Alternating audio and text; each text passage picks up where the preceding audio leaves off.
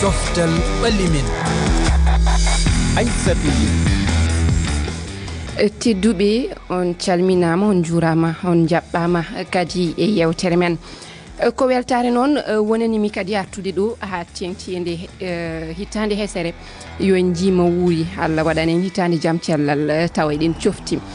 kawgel kan ma fuɗɗo asayi aroore ɗum noon hannde walla mbiyen ko hannde timminten simore nde ɓamnoɗen ko yowiti e mbaawkaaji e ellaaji diɗɗe taweteeɗi kano hannde en darat diɗɗe gonɗe e guɓe ha e Mali ɗum woni Mali Tunisi Namibi Afrique du Sud e diɗɗe gonɗe e guɓal efngal matede ɗiɗɗe wonmo ɗamini ɗon heɓa desewal ngal hikka ngam jabade e ɗe namde emin gondi hono wowiri ni e Aruna Dem Seydi Dem a salminama. Aissatou a salminama en calmini hettiɓe en ɓe. Jeynaba Sow anne a wiyama bisimilla ma. A salmitama Aissatou en calmini hettiɓe kala. Umar Sow mi yeeɓi yewtere ma yontere yawtude. An tan ñemtinannomi koyde ma min etotono rewde golle ma jooɗi Seydi Sow. A jarama mi salminima mi salmini heeɗiɓe ɓe tedduɓe ko ni woni rewro yewtere nde ɗum noon bisimilla.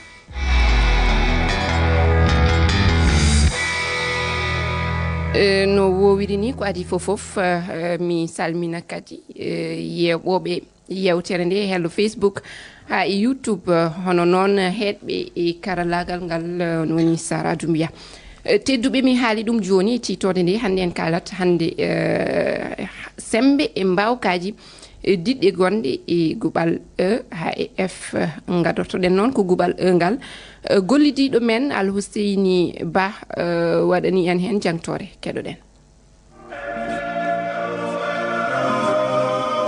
diɗɗal Tunisi wonani e guɓɓal bemgal kañumni hay so tawi ko kamɓe ɓuuri hokkede doole e ngal ɗo guɓɓal ɓe gondi hen ko e keppu Mali dañnoɓe polgu e dow mabɓe e fuɗɗatiru kan yawtugo ngo Tunisi ko lawol gotol tan miiɗi suutude deswal Afrique ɗum wonno ko e hitande ujunaji ɗiɗi e nayyi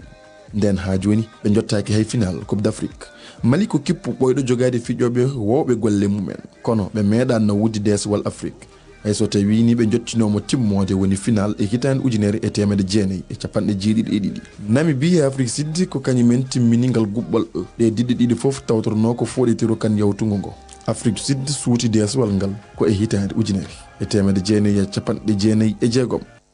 A jarama Alhuseynu Ba yo ene wayno en nani ko haalaɗo ko kono hade en arde diɗɗal Tunisie kanko diɗɗal Tunisie a adori en garat taw ndaren diɗɗal Mali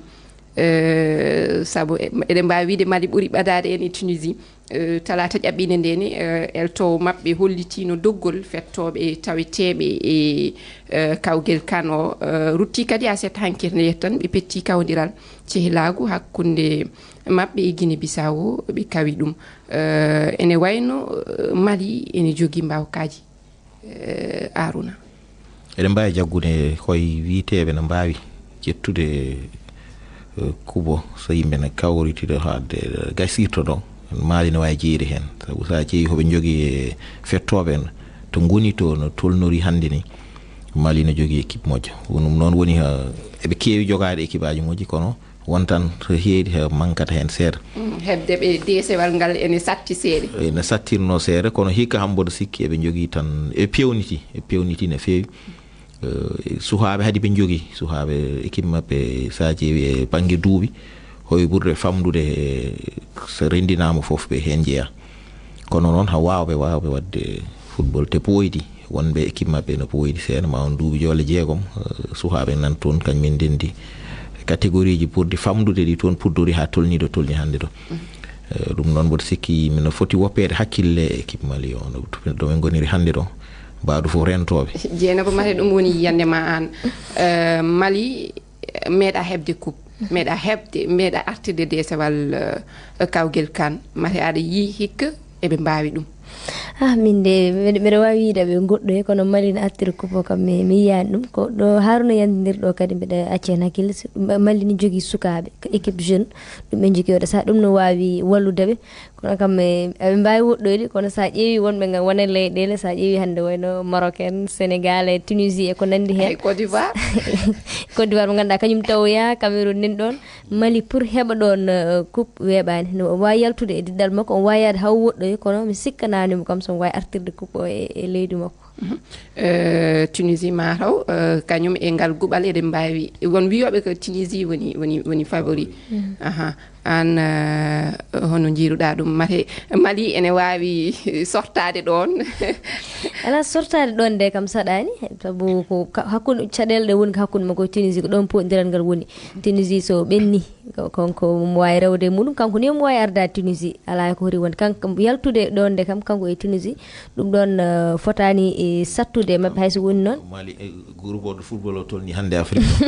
woto sikki Mali woni favori ko Mali woni favori Tunisie jogi équipe o fof to tolnori fof hannde ɗo min ham jaggumi ko Mali woni favori o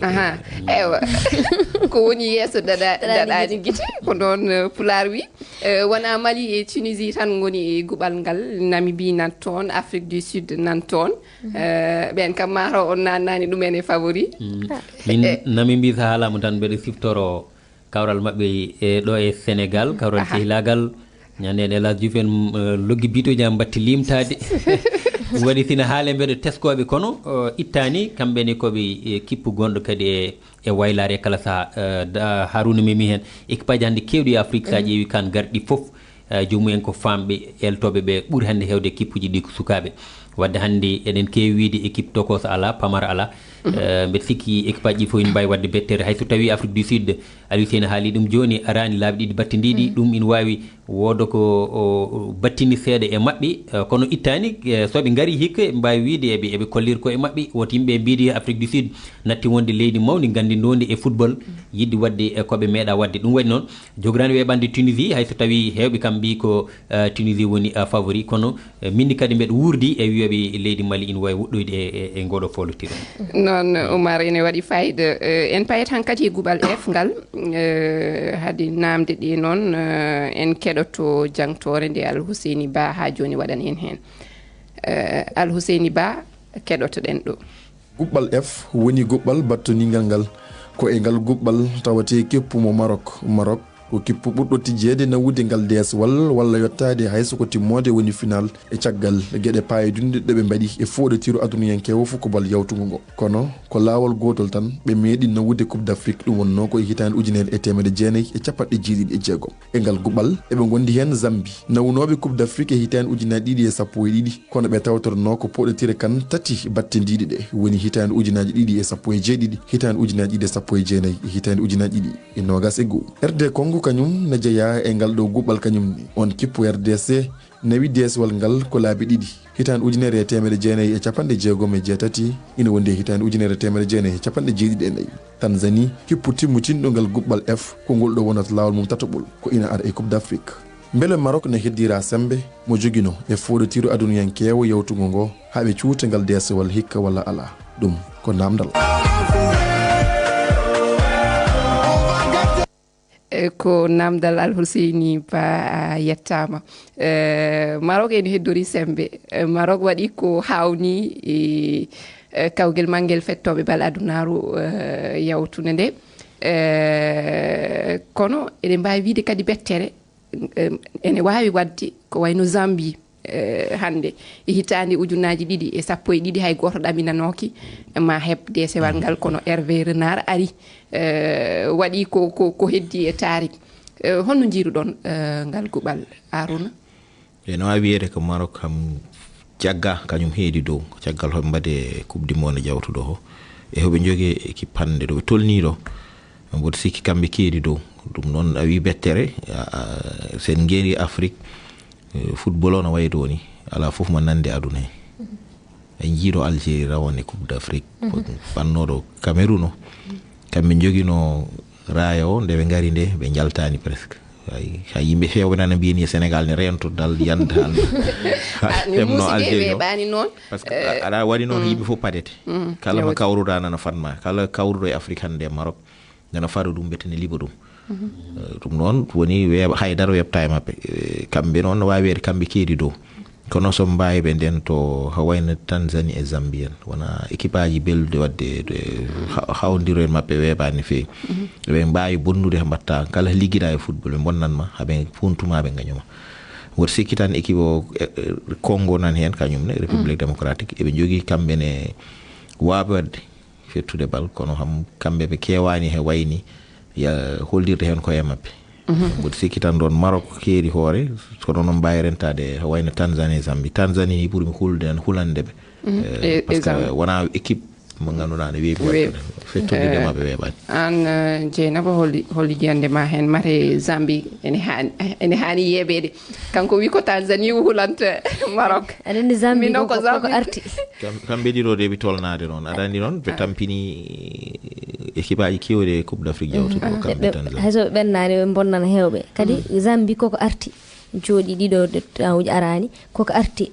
foti ko artirde doole kadi ƴettino coupe d' Afrique waɗino surprise ngol ɗo ɗen mbawi wadde surprise hay sinno ɓe jalta e groupe o walla wodto ɓe jeeyi par ce que équipe aji ɗi ganduɗa poɗɗirene kono Marok oɗo saaha kam mi yiyani kippo mo ganduɗa ene wawi tampinde mo wawi tan hadde mo yaade walla so woni kay o derem so wona kay football kam hay goto wawa ɗum jugé kono kamɓe noɓe dari ɗo e saaha mo ɓe goni o kala kippo moɓe kawri e yonta mabɓe ɓe goni ko e saaha mabɓe e yonta mabɓe ɓe goni oɗo saaha ni sa ƴeewi kadi Tanzanie ina andi kan gonɗo woni 3e participation muɗum kañum ne ari accirta noon tan wol groupe o kam Marok ɓuuri ɗum na RDC ne seɓori kadi ko groupe beɓanɗo Marok groupe beɓanɗo Marok kam oɗo saaha ne woni kañum ne yalti ha paari ɗon noon gueɗe football hay goto wawi hen haalde RDC jii hay éliminatoire ɗi ko négocié ha ɓenni ko ɓocciti wadde noon hakkude ɓeyto tato ɓuuri wadde hunde Marok kam ɓe sikki no wayno wiyede mbeɗa jaggui tacci maayo ngo hayto e oto banggue eyo Umar mami arema kono hade nden to Côte d'Ivoire ni toon keddotoɗen saabu diɗɗal ngal waɗi kawdiral cehlagu mum battinigal hade kano aset hanki ɓe kawi noon Sierra Leone loggi 5-0 gollidiɗo men Abdoulaziz Diallo waɗani en hen jangtore keɗoɗen ko fanda e ndu fijundaru ɗo ko ƴewtagol sukaɓe Jean-Louis Gasset ɓen anda no ɓe heblanori fuɗɗagol kanon ɓawo ko ɓe foluno e ɗe jonte yawtuɗe leydi Seychelles kuule 9 e meho jama Côte d'Ivoire on no weltori ko mawɗi maɓɓe ɗin woni wadde kon tentini no ɓe fijirno noon hanki yeeso Sierra Leone ɓe fooli ɓen ɗon kuule 5 e gotal Côte d'Ivoire heno jokki hulɓingol dartotoɓe ɓe ɓen ɗum no weltini ɓernde eltowo on Jean-Louis Gasset. Je viens de dire aux joueurs que la semaine était... mi yeytoto fijaɓe ɓe yontere nden feƴƴiri no moƴƴiri min hunni ko min haaldida kon mi jarniɓe e soɓe on ka fottigal no hanuno ka nde yontere ɗo lannira hoolare kuule soɓe e tinnare ado natangol wonde goo ko ɗum mi waɗi miɗo weltori ɗum par du sérieux par des efforts et c'est ce qu'on a fait donc je suis très content. hara en andintinay koye asewe arayde woni udditugol fejundaru kan mawɗi Côte d'Ivoire ɗin tidodira nde ñannde e leydi Guinée Bissau. Abdoulaziz Diallo, Abidjan, RFI. jarama Abdoulaziz Diallo ene wayno noon diɗɗal Côte d'Ivoire ngal felitani accude desewal kan ngal wirto ɗum ɓoccito ɗum ngal hawi Sierra Leone ko adi ɗum en ji waɗi loggi 9 foof e Seychelles ɗum ko kawdire cehlago koɓe fellitɓe desewal ngal heddo toon to Côte d'Ivoire mbeɗa sikki Côte d'Ivoire ne wawno dañde wawnode cehlagal ɓurgal ɗiɗo kippuji par ce que aɗa o woni mbaɗo accueillir aɗa yiilo o wawno ƴewde kam fottidde kam e kippu mo ganduɗa no wawi ɓerdemo seeɗa kam sa ƴeewi mo mbawɗa wi Umar o wi ko diɗɗe beɓɗe Côte d'Ivoire hawri ko ɗum waɗi ene fiyaɓe ɗi loggi fof mataw kadi ina waɗi nafoore kadi Côte d'Ivoire diɗɗal ngal won beɓgal walla cattugal ina moƴƴi e mabɓe kam yaltude e polguji ɗum ko hollude hoolare e hollude aroɓe kam paame son garimo on tawɗo ko tiiɗi e te kadi min parani e woppude desowal ngal yalta leydi ndi ɗum noon ko ɗum message faade leydi Sénégal joguidi ndi en fait no mbiyami desewal ngal eyyi kono kam kawri cehilagal kam ko noɓe kewni wirude gam heblade ina heewi ko ƴewte hen wona tan to batte poldu ngu ina heewi ko eltoɓe ƴewtoto hen gam wawde fewdidde e wawde wattude ko ganduɗa rewan lawol e ƴewde kadi ɗo ɓeeto ngo tolni nde tawno kadi ko ɗum ɓeeto ha tengti noon e Côte d'Ivoire mo ganduɗa hay hunde ko welsindoto hikko nde tawno no mbiɗen ni ko kamɓe tigui bismuto Afrique no didorno Aruna mbeɗi jogui namdal gongal saabu ko teska woni kamɓe ɓe jaltini doggol fettoɓe mabɓe leyɗele kewɗe kono toon to Côte d'Ivoire ene waɗi ɗiɗo e mabɓe ɓe ganduɗa ko barmuɓe ha ɗo e Sénégal ko foti no joyo barmuɓe to Burkinane e pettowo mabɓe bal eɗen mbawi wiide ɓurɗo darade kañum ko barmuɗo ɗum ɗon mate wonani ella seeɗe diɗɗe ɗe ene jaada ko wayno Sénégal joyo heewani ɓurtani ne heewi seere no wawi ho bonnantuma kono noon so tawi tan ho barmi ho no wawi gartiramo hade matchuji ɗi tati gadiɗi so jawti keptamo no walla équipe no walla ɗum doole keso arata soyi matchuji piya jorowo ar yonti aɗen sa ƴeewi 2022 mboɗo sikki nawi Sénégal ha yeehi ha final ha gagni kubo ko nde fuɗɗinde won équipe jour ji ganduɗa kañumen pour no tidde hen baɓe no Koulibaly en way noon ni no gonduno e Covid mbaɗani jeeyano hen nde yimɓe tampata nde pofto no wawi jaggirede noon soɓe garti caggal hoɓe gaddata ho hesti ɗum noon mboɗo sikki so tawi tan équipe aji ɗi noon tati ɗi limɗa fof Côte d'Ivoire Sénégal e Burkina tolni hannde ɗo ɓen mbaɗa jeeyata he gadiɗi ɗi kono so garti caggal ɗum no mbawi addande ɓe hesti he ganduɗa no wawi udditandeɓe lawol naworoɓe haɓe jettoyo to ɓe jittu an ko noon jiiruɗa hunde nde mari kadi koɓe jooɗoroɓe kawdirako ko mari ɗum ɗon wonata baisse de performance kañumen no ponno no kanno heblorade ni addana caɗele diɗɗal ngal wona baisse de performance heddi ko ɗon kene ɗisi hulɓina tan ƴettaki sa ƴeewi hannde Sénégal min ɓuuri men hulde tan ko wayno Bouladia heddiɓe fof aɗa wawi ɗumde seere mais kadi jomum ne jogui ne jogui e makko hoolare addimo mataw ene ɗamani kadi club aji ɗi a wawi wiide aɗa fawo tan e koɓe kaali ko so wi jour o wawi juɗɗode an sohli jour ma tawi a haalde e jomum waɗima rassuré deñi hakkille ma aɗa wawi addudemo hay sa wawi hebdemo e pottite gadiɗe ɗe sa yi hedde kar walla demi aɗa wawi heɓoydemo taw kanko ɗum ɗo wonta baisse par ce so ari tawat komo seɓori omo wawi wadde entraînement omo ɗum nina so ari kanko hesɗi arata e ɗum ɗo sa wi aɗa fawo e club aji ɗi e ko docteur e mabɓe kalata ko a heɓata jour aji ma par ce que kamɓe intérêt mabɓe ƴewata anne ko intérêt ma ƴewata an kam ana wi min ha demi final hawnaki min gartira kubo en fayet Guinée tedduɓe saabu weltare wonen yindi leydi e dendagal dilloɓe fukko koyngel hoorejo fedde fegi food subama kulon noon ene jogano aset hankinde wotteji mbaɗi ha hoorejo keso andama wiyete ko Bouba Sampil kanko ardoto nde fedde duuɓi nayyi garoji ɗi keɗoɗen mo omon e fandu haala jonga siba. Il n'y a ni vainqueur ni vaincu à cette élection. Foluɗo ala foolaaɗo ala e ɗe woote mi fodi min e kippu an on gollidugol e ɓenguure lato balon nden fof meɗen irri kadi balle ɗe hoorejo ngal dental CAF e ngal dental FIFA golle ɗe ɓe woni e waɗude ngam waylugol lato balon e ndu adunaru tentini e Afrique min etoto kadi haray heɓitali konor laamu moƴƴu nawrugol yeeso arbitirɓe ɓeydangol doftoruɓe lato balon gande nawrugol yeeso lato balon rewɓe e gollidugol e ngal jaagorgal Coftal-Ɓalli ko ɗum woni faandude ngal dental ngal suɓorɗon hoolare. Le sacerdoce de ce comité exécutif que vous venez d'investir de votre confiance. jarama Mamadou Jonga Siba humpidde tan Guinée ma wat kawdiral cehilagu e Nigéria janggo kawdiral mabɓe noon gaɗanal kan no ma ɓe mbat ɗum ñande 15 go ɓuru hakkude mabɓe Cameroun. Sénégal kañum ene hani hawrude e Niger altine janggo andinde ni Sadio Mané fettoɓe diɗɗal bal Sénégal ene tawno nde yontere wuro mum to Bambali ngam uddidde dinguiral kesal ngal o rokki wuro ngo ma en gartoy hen hawnaki.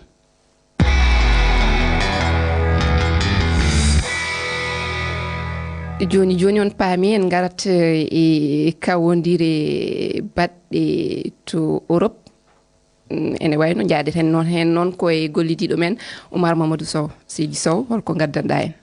salmitama gongol Aissatou hannde mbe sikki ko Italie tan nawten bandiraɓe ɓe eɗen gandi ko wayno France e ɓene follotiroji goɗɗi Coupe de France Angleterre ko noon Espagne ko noon to Italie tan eɗen mbawi wiide toon ɓuuri fettede hannde kawri ino godno AC Milan waɗi loggi tati e dande Empoli tawi ko tati e koal Udinese kañum koko fola hakkude mum e Lazio ɗiɗi e gotel Torino waɗi ko tati e koal hakkude mum e Naples Juventus e Salernitana ɓenne kawral maɓɓe ina jokki e oɗo sa en kumpitaki ɗo ɗum yarete kawral gongal paɗingal hakkude Roma e Atlanta yamde 19 so fawi silmaji 45 kikiɗe hannde waɗata hanki kawri tati mbaɗina Sassuolo waɗi loggol gotol e dande e Fiorentina Lecce ko gotel e gotel waddi hakkude mum e Cagliari Inter waɗi ko loggi ɗiɗi e gotel hakkude muɗum e Las Verona aljuma kawral gotal wodno Bologne hakkude muɗum e Genoa ko gotel e gotel ɓe mbaddi koɓe telduɓe Aissatou toon to Serie A Italie ko Inter ardi toɓɓe 49 ɓe jarate rewi hen ko Juventus toɓɓe 43 AC Milan ari tataɓa toɓɓe 39 ha joni ɓurɗo hewde bituji o ko on tan Martinez Lautaro Martinez bituji 16 toon to Inter o fettata to toni France ne wonko gaddanɗa en saabu PSG wonko heeɓi desewal heeɓi e desewal mo gadingal mbiyen e saison hikko o ɗum wiye trophée des champions eɗen gandi eɓe pettidi ñande alarbare ƴaɓɓine nde hakkude mabɓe e Toulouse ko kamɓe mbaɗi luggi ɗiɗi e haydigue kawral ngal sattane mabɓe no fewi bituji ɗiɗi ɗi ganduɗa loggama tawi kay ko Kylian Mbappé ko alda e bettere e Kangin Lee ko ɓeɗo mbaɗi ina wayno ɗin ɗon loggi siftindingal desewal rendinta ko mo ganduɗa ko kay fooli e championnat o kono kadi e polnoɗo Coupe de France ɗiɗo folɓe ɓe ki fottude hitande kala pette gam hebde ngal desewal wiyetegal trophée des champions wadde woni ni weltare jingunoɓe Paris Saint-Germain ɓe udditiri hitande ndeɗo hesere e mbaɗi moƴƴiri noon Modou Lo ne ɗo e Sénégal kalen haala sippiro ɗo e Sénégal ne kañumne Modou Lo woni gonɗo yeeso sippiroɓe ɗo ɓe foof kanko ne hitande udditiri ɗum koye weltare saabu o haaɓi Boy Niang 2 sippiro ngo waɗi yontere ƴaɓɓine nde Alet no jiiruɗon kawniral ngal walla sippiro ngo hakkude ɓe ɗiɗo jokki ko kanko jogino ina wayno mbiyen mi anda no ɗum wiyete ni kon kam ko roi des arènes tan kanko jooɗi e jappere nde hannde kala kaɓɓo ngemba kam ko Modou wawma eno alhaali o yaari pikinnaɓe fof pikinnaɓe kam mbeɗa sikki hima nden tombo hannde nde tawno wonɗo rewde hen e hewɓe en kali hen e yewtere Jeynaba mate a wondani boyoɗe Jeynaba gay toti parcelle naɓɓe tan ƴeew ɓe mbaɗa jubilé Jeynaba gay yewtere ɓenndude wonɗo yaruno min kay ko boya min hankadi mi jaɓaniɓe hankadi ɓe netti haalde hen ɓe gari leydi wonɓe piimɓe foof ala min keddora goto kala mo jahori ɗon fiyama amin keddora goto jaɓe tan on dañi laamu tawi joni ko gouverneur o innira gouverneur pigi kanko hay waɗi heeɓi dow mabɓe tan kala mo jaggi hen tan amin keddora Paate Balde lamɗo Sénégal joni lamɗo gotode pen kanko falaki Modou gam wonta paati min on woni paati ni ɗum no fuɗɗori ko dow Modou Lo noon yo yurmo sukaɓe yo hankadi kanko walle ummi hen noon sa ƴeewi ɗo rewi ɗo umori hoto mawɓe o fuddori he mabɓe fo yaade guijiraɓe makko joni o rokki chance no wawi wirede noon sukaɓe wano salade waddude Boy Niang en saabu o tolnima kanko wirtinomamaɓe kono yeccitima caggal ɓe gari kamɓe fof fiiɓe ɓen garda goto o gayniɓe hay kankadi hay goto heddaki toon sen kaali haala sippiro hankadi tan hankadi moni fof ma addu hen yiyande muɗum ene wayno to Niger ne ko mbaɗo hono Modou Lo woni toon Isaka kañum ne wonɓe ɗon ɓe fof o haawiɓe ɗum noon yo aro wadde e Modou o heeɓi ko innirte jeenari ndi e kawgel baɗonnogel toon ene innire le sabre ɗum noon ene waɗi goɗɗum kadi woni ɓi Cameroun o Nganu Francis Nganu haalde tan omo hani kadi wadde e nde hitande kawdiral sippirde kankone ɗum noon ko goɓɓodiral ma en gartu hen e kabaruji paɗɗi heeɗiɓe wiide on tan hankadi ko ɗum mataw uddi yewtere nde min jetti on e heɗogol mon loppol min jetti hoɓɓe men on woni Aruna Dem a yettama anne Jeynaba a wiyama Seydi Sow Jeynaba Umar Sow a weltanama bamum Jeynaba ne weltanama jarama Seydi Ly eyo heɗɓe karallagal ngal ne mbiyama jokke golle Sara Doumbia e Biraba orejo beltanama kala jolaɗo hettade yo naate lowre fefe toɓɓere refi toɓɓere fere so ɗum ala ene wawi ha hande yaade e application Pure Radio ma hello Facebook na Twitter RFI Fulfulde ɗum noon min dokki on aadi yontere aroore on jarama